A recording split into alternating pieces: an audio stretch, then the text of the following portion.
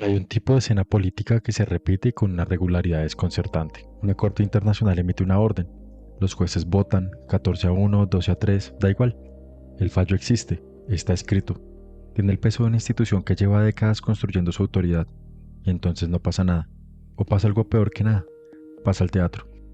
Conferencias de prensa, declaraciones diplomáticas, comunicados que expresan preocupación, que llaman al diálogo, que reafirman el compromiso con el derecho internacional. Y mientras tanto, lo que la Corte ordenó detener sigue ocurriendo. Lo que debía desmantelarse sigue en pie, lo que tenía que pagarse sigue sin pagarse, a veces durante décadas. Hoy vamos a hablar de eso, del derecho internacional no como ideal al que aspiramos, sino como institución concreta, con una historia concreta, con límites estructurales, que en verdad no son accidentes ni fallas técnicas, sino que son el resultado de quienes lo fundaron, para qué lo fundaron, y a quién le sirve cuando funciona y a quién le sirve cuando no funciona. El caso más visible en este momento es el de Gaza ante la Corte Internacional de Justicia. Sudáfrica demandó a Israel en diciembre de 2023 por una presunta aplicación de la Convención contra el Genocidio. Colombia se unió formalmente en abril del 24. La Corte ha emitido 3 órdenes de medidas cautelares. Las 3 son jurídicamente vinculantes. Las 3 han sido ignoradas o cumplidas de manera tan parcial que el incumplimiento es la norma. El proceso seguirá hasta al menos 2029. Para entonces, habrá pasado lo que habrá pasado. Pero Gaza no es el principio de esta historia. Es un episodio más de un patrón que lleva décadas repitiéndose. Nicaragua en el 86, Palestina y el muro en el 2004, los tribunales de Yugoslavia y Ruanda en los 90, Irak y Afganistán que nunca llegaron a ningún tribunal. Cada uno de estos casos es, en su especificidad, la misma historia contada de nuevo.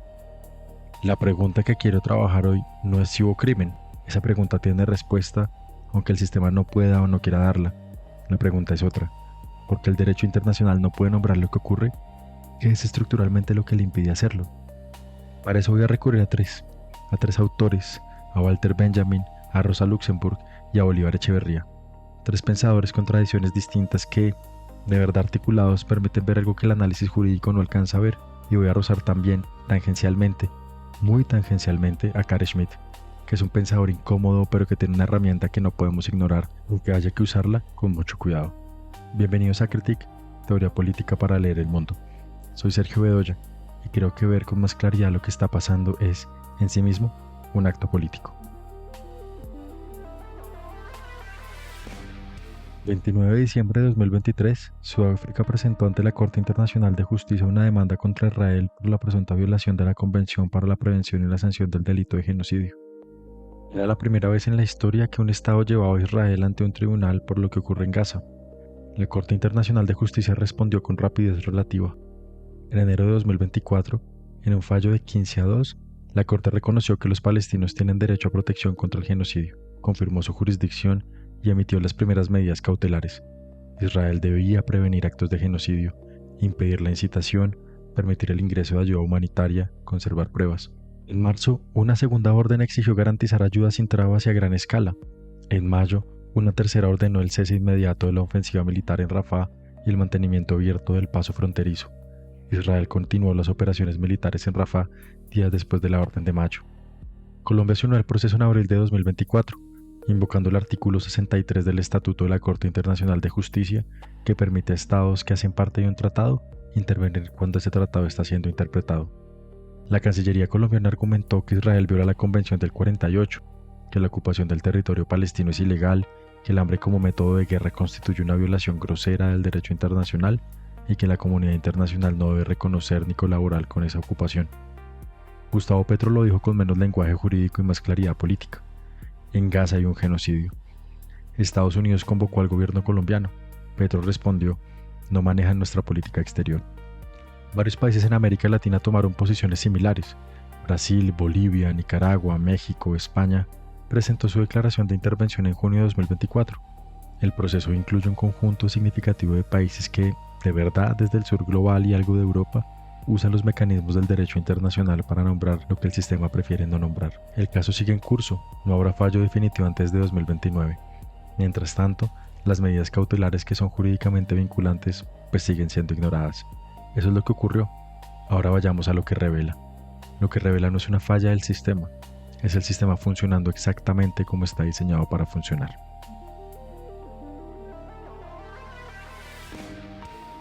En 1921, Walter Benjamin publicó un ensayo corto y extraordinariamente denso que se titula Zur Kritik der Gewalt, traducido al español habitualmente como Para una crítica de la violencia. Hay un problema de traducción que importa señalar aquí. Gewalt, en alemán, significa tanto violencia como poder, y Benjamin juega con esa ambigüedad de manera deliberada. Lo que critica no es solo la violencia bruta, sino el poder como tal, incluido el poder que se ejerce a través de la ley. Benjamin distingue dos tipos de violencia que estructuran el derecho. La primera es la violencia fundadora, Rechtsetzende Gewalt, la que instaura un nuevo orden jurídico. Toda fundación del derecho es violenta. No hay contrato social sin una fuerza original que lo impone, que determina quiénes participan del acuerdo y en qué condiciones, quiénes quedan adentro y quiénes quedan afuera. El Orden de Westfalia de 1648, que estableció el sistema de estados soberanos modernos, fue un acuerdo entre potencias europeas que no preguntó a nadie más.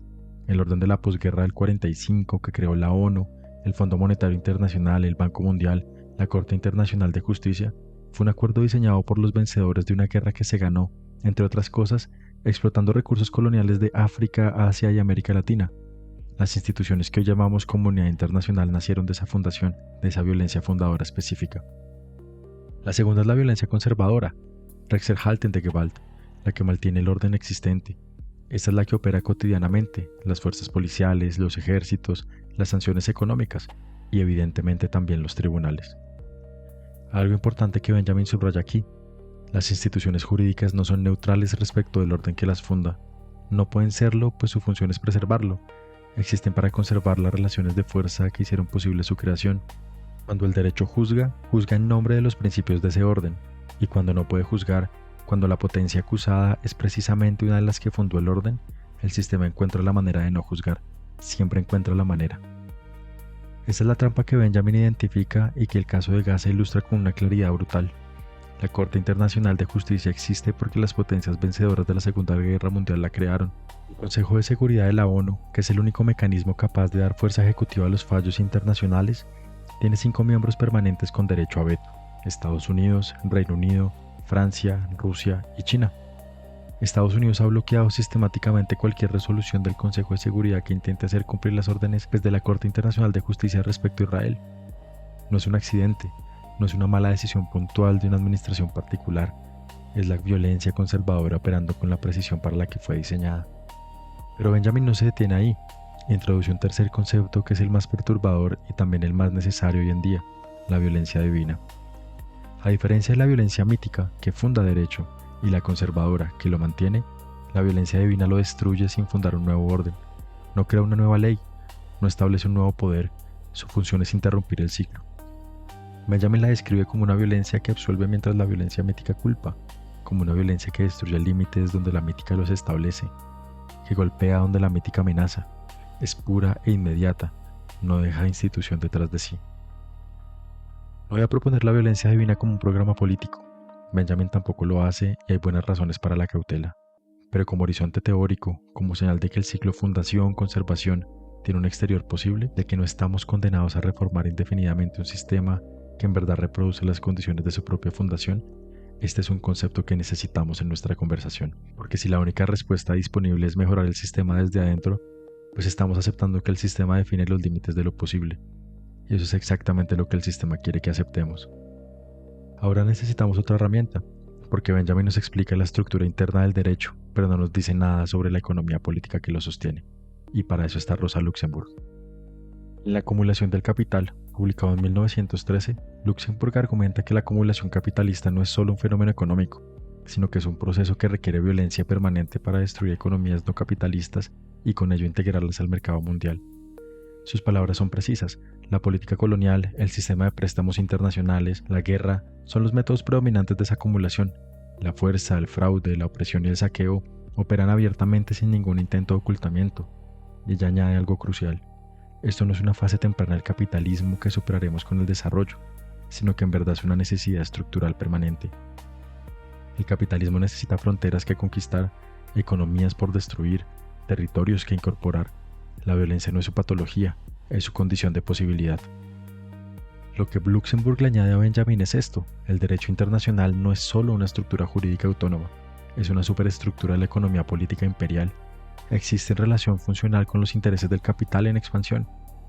Cuando el sistema judicial internacional puede juzgar a Serbia o a Ruanda, lo hace porque esos juicios no amenazan la lógica de la acumulación, porque los actores juzgados son periféricos al orden económico global, porque condenarlos incluso refuerza la autoridad moral del sistema. Cuando no puede juzgar a Estados Unidos por Nicaragua o a Israel por Gaza, es porque hacerlo comprometería las relaciones de poder que hacen posible el orden económico existente. La selectividad no es aleatoria, sigue su lógica del capital. El caso Nicaragua lo ilustra con una nitidez que debería avergonzar a cualquier defensor honesto del sistema. En 1986, la Corte Internacional de Justicia falló a favor de Nicaragua por 12 votos contra 3. Determinó que Estados Unidos había violado el derecho internacional financiando a los contras, minando los puertos nicaragüenses y realizando ataques directos contra un territorio soberano. La Corte ordenó el cese inmediato y el pago de una indemnización. Estados Unidos fue al Consejo de Seguridad y vetó la resolución que exigía cumplir el fallo. La embajadora Jane Kirkpatrick describió a la Corte Internacional de Justicia como un cuerpo medio legal, medio jurídico y medio político que las naciones a veces aceptan y a veces no. En 1985, antes del fallo, Estados Unidos ya había enviado una carta a la Corte declarando que no tenía jurisdicción y que no tenía intención de participar en ningún procedimiento. Ya en el 86 se retiró de la jurisdicción obligatoria. La deuda con Nicaragua sigue sin pagarse y han pasado casi 40 años. En 2004, la Corte Internacional de Justicia emitió una opinión consultiva, no vinculante pero sí de alta autoridad jurídica, determinando por 14 votos contra 1 que el muro de separación construido por Israel en Cisjordania es contrario al derecho internacional y debe desmantelarse inmediatamente. La Corte también estableció que la comunidad internacional tiene la obligación de no reconocer la situación ilegal y creada por ese muro. Israel rechazó el fallo como irrelevante y políticamente motivado y continuó construyendo. Hoy el muro tiene cerca de 700 kilómetros. Estados Unidos había votado en contra de que la Asamblea General siquiera solicitara esa opinión consultiva. Los tribunales penales internacionales para Yugoslavia y Ruanda en los años 90 completan el patrón. Estos tribunales ad hoc, creados directamente por el Consejo de Seguridad, juzgaron crímenes cometidos por las partes derrotadas o las más débiles. En Yugoslavia, los acusados fueron mayoritariamente serbios: Slobodan Milosevic, Ratko Mladic, Radovan Karadzic. En Ruanda, el proceso se concentró en el aparato del gobierno Hutu que organizó el genocidio de los Tutsis. Nadie investigó los crímenes del ejército patriótico ruandés de Paul Kagame. Nadie investigó seriamente el papel de Francia en el suministro de armas al régimen que ejecutó el genocidio. Los vencedores, los que financiaron los conflictos desde afuera, los que erigieron a cuáles bandos armar, quedaron fuera de la jurisdicción. El tribunal fue real, la justicia fue selectiva. Y luego están Irak y Afganistán, que son en cierto modo el caso límite. La demostración más desnuda de que el sistema no puede tocar a quienes lo controlan. Guerras de agresión documentadas, civiles muertos en cantidades que superan cualquier cálculo conservador, violaciones del derecho internacional que sus propios autores reconocieron después en algunos documentos internos que se filtraron. ¿Por qué no hubo juicio? La respuesta jurídica es simple.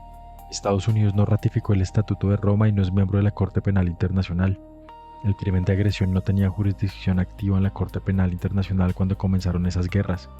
El Consejo de Seguridad nunca remitió los casos porque Estados Unidos tiene veto. La arquitectura está diseñada de tal manera que los autores de las guerras más grandes del siglo en verdad no pueden ser procesados por el sistema que ellos mismos construyeron y financian. Esto no es un fallo, es la violencia conservadora benjaminiana operando a escala global. Y Schmitt, que insisto, hay que manejarlo con pinzas, con muchas pinzas, nos da el nombre técnico para lo que vemos. Soberano es quien decide el estado de excepción. Las potencias hegemónicas son soberanas en ese preciso sentido, porque pueden decidir cuándo el derecho internacional aplica y cuándo no. La excepción no está fuera del sistema jurídico, está en verdad en su centro, es lo que lo hace funcionar. Hasta aquí, Benjamin y Luxemburg nos dan la estructura, pero en una dimensión que sigue siendo invisible si no traemos a Bolívar Echeverría. Echeverría, filósofo ecuatoriano-mexicano, desarrolló a lo largo de su obra el concepto de la modernidad como proyecto que se presenta a sí mismo como universal, pero que en verdad porta en su interior una lógica específicamente colonial. Para Echeverría, la modernidad capitalista tiene una cara que exhibe públicamente: la razón, el progreso, los derechos, la ley, y una cara que opera en la práctica destruyendo los mundos que no caben en su lógica. No son dos fases del mismo proceso, son las dos caras simultáneas de la misma moneda. El derecho internacional moderno es en ese sentido una construcción perfectamente moderna, y mucho más en el sentido echeverriano. Se presenta como universal, Aplica a todos los estados, a todos los pueblos, independientemente de su historia o su tamaño o su poder, pero fue construido por los estados que emergieron del proyecto colonial europeo, en el momento en que ese proyecto alcanzaba su madurez con los conceptos jurídicos que reflejan esa cosmovisión específica. La soberanía estatal, tal como la entiende el sistema internacional, es la soberanía del Estado moderno occidental. Los derechos que el sistema protege en la práctica son los derechos que ese mismo sistema necesita para reproducirse: la propiedad, el comercio, la libertad de navegación, la integridad territorial de los estados que ya tienen territorio reconocido. Esto nos permite leer algo que de otra manera parece paradójico: Colombia y Sudáfrica usando las herramientas del orden que los marginó para acusar a Israel ante la Corte Internacional de Justicia. Sudáfrica tiene una historia específica que informa esa decisión política con un peso que ningún análisis jurídico puede capturar del todo. El apartheid, el aislamiento internacional que vino tarde y fue parcial. La memoria de un sistema que también contó con el apoyo tácito y explícito de esas mismas potencias que hoy se niegan a nombrar lo que ocurre en Gaza. Nelson Mandela fue considerado terrorista por el gobierno británico hasta 2008. Esa memoria no es decorativa, es el lugar desde el cual Sudáfrica mira a Gaza y reconoce un patrón. Colombia ocupa una posición parecida y a la vez distinta. Es un país con conflicto armado vigente, con una historia propia de impunidad estructural, con masacres sin juicio, con líderes sociales asesinados que rara vez producen condenas, con un proceso de paz que la comunidad internacional aplaudió sin comprometerse seriamente con él. Que sea precisamente el gobierno de Petro el que lleva a Israel ante la Corte Internacional de Justicia no es separable de todo eso. Es también, en su forma específica, la periferia del sistema mirándose al espejo en Gaza. Lo que esos dos estados están haciendo desde la perspectiva de Echeverría es la estrategia que él llamaba barroca: usar las herramientas del orden dominante para subvertirlo desde adentro, no romper las reglas, jugarlas hasta el límite para mostrar que las reglas mismas son la trampa, evitar la contradicción del sistema, nominarla en su propio lenguaje, forzar al sistema a revelar que sus reglas no son universales sino selectivas. El gesto no garantiza el resultado. El caso no producirá sentencia antes de 2029 y probablemente no producirá nada ejecutable después, pero es algo que el análisis jurídico tiende a subestimar. Produce un registro histórico, construye una narrativa en el lenguaje que el sistema no puede ignorar del todo sin llegar a revelar su propio fraude de manera demasiado costosa. La interpretación dominante de todo esto es una de dos versiones: o el optimismo procedimental, el sistema es imperfecto pero avanza, la demanda de Sudáfrica es histórica, eventualmente habrá consecuencias, el derecho internacional es lento pero funciona; o el nihilismo pragmático, todo es hipocresía, el derecho internacional es papel mojado, lo que importa es la correlación de fuerzas. Ambas interpretaciones cometen el mismo error: tratan la selectividad del sistema como si fuera un accidente, como si la pregunta fuera solo cuándo se corrige. El optimismo procedimental dice que el sistema puede corregirla si se dan las condiciones políticas. El nihilismo pragmático dice que nunca se corregirá porque el poder siempre gana. Ninguno se pregunta por qué la selectividad está estructuralmente allí. Luxemburg nos dice por qué. La selectividad del derecho internacional no es un defecto de implementación, es una función. El sistema judicial internacional opera de manera selectiva porque fue construido para administrar las relaciones entre potencias, no para juzgarlas. Y cuando los débiles, los derrotados, los que no tienen veto en el Consejo de Seguridad son juzgados, pues ahí el sistema funciona con eficiencia notable. La impunidad de los fuertes no es el fracaso del sistema, es uno de sus productos necesarios. Benjamin nos dice algo más profundo: el problema no es que este sistema particular sea corrupto, sino que toda la lógica de la fundación del derecho está contaminada por la violencia que la hizo posible. No hay un derecho internacional puro que hayamos desvirtuado y que podamos volver. El que tenemos es el que podía producir el orden que lo fundó. Reformarlo produce versiones más sofisticadas del mismo problema. Y aquí es donde el orden liberal muestra su límite más profundo, no como traición a sus propios principios, sino como consecuencia directa de ellos. El liberalismo construyó su teoría de la justicia sobre una premisa que nunca examinó: el derecho puede ser neutral respecto del poder que lo produce, que es posible tener una norma que aplique igual al fuerte y al débil, al colonizador y al colonizado, al que tiene veto en el Consejo de Seguridad y al que no tiene ni silla en la mesa. Esa premisa no es una aspiración incumplida, es una ficción necesaria. El orden liberal necesita creer en ella para legitimarse, y necesita que nosotros la creamos también. Lo que los casos que vimos hoy revelan es que el derecho internacional liberal no falla cuando ignora sus propias normas, falla, en el sentido más profundo, cuando las aplica, porque cuando funciona, funciona selectivamente, y esa selectividad no es un accidente de implementación corregible con más voluntad política o más presupuesto para los tribunales. Es la forma en que el sistema resuelve la contradicción que lleva adentro. Prometió universalidad y nació de una fundación particular. prometió igualdad entre estados y fue construido por los más poderosos para administrar su dominación. Cada vez que el sistema juzga a los débiles con eficiencia, absuelve a los más fuertes con procedimiento. No está fallando, está haciendo exactamente lo que es. Eso es lo que el liberalismo no puede admitir sin destruirse a sí mismo como proyecto político. Puede admitir fallos, puede admitir retrasos, puede admitir que la justicia es lenta. Lo que no puede admitir es que la selectividad sea estructural, que no haya reforma posible dentro de sus propios marcos que resuelva el problema, porque admitirlo significaría reconocer que el orden que prometió emancipación universal es también en el orden que produce las condiciones de Gaza, de Nicaragua o de Ruanda, y que los produce no a pesar de sus principios, sino con ellos.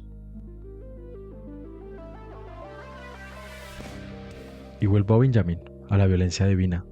Benjamin la propone como la fuera del ciclo de la violencia mítica.